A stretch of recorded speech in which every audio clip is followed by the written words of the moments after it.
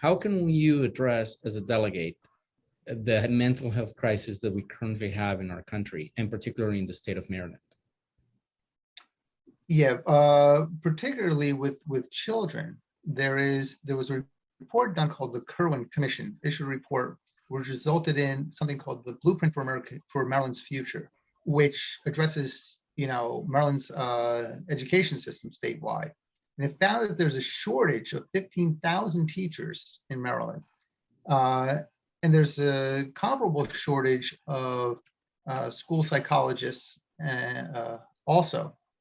So, one thing is making sure that the schools have trained school psychologists, and especially bilingual, because there are a lot of, as you well know, Spanish-speaking students from Spanish-speaking homes in the schools, who they and perhaps their parents certainly would feel more comfortable getting those types of services in their native language rather than in English. The state can offer incentives for bilingual mental health professionals from other states to move here. They can, set up some kind of a bonus system for them to work in the schools, some sort of a tax incentive for the first few years if bilingual mental health professionals come to Maryland to work in those ways, and just making sure that the schools have the funds they need to have mental health professionals. If not in every school, certainly every school has access to mental health professionals. And also better training for the teachers themselves, because they're really the first line of defense. The teachers have to be trained how to notice when a child is under stress or when a child may be exhibiting symptoms of mental health issues, and then have somewhere to refer that child when they make that observation. And as you said, it's not just children, it's adults also. There's a TV campaign that you see now, which I think is just great, trying to help people overcome the stigma of asking for counseling or asking for help with not necessarily mental health like psychosis or something, but just the stresses of everyday life, which can become very stressful and can become a problem if they're not dealt with early on.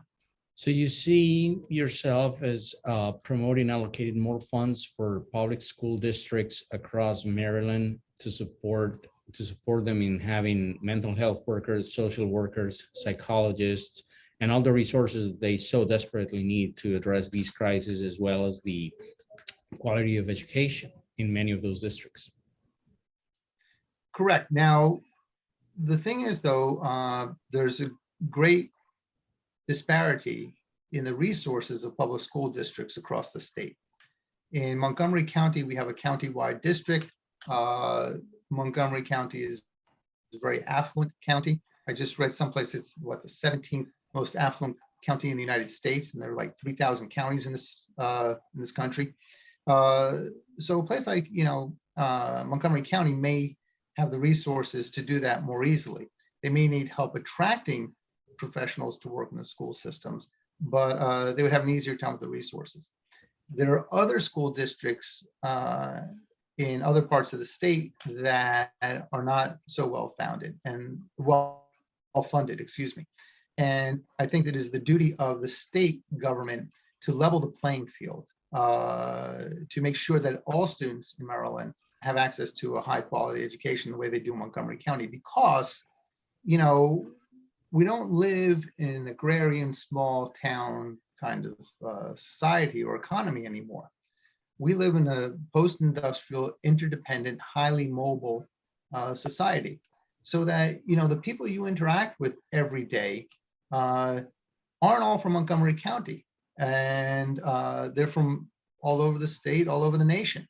So it's up to the state to make sure that the less well-funded school districts have the resources they need to address these types of challenges.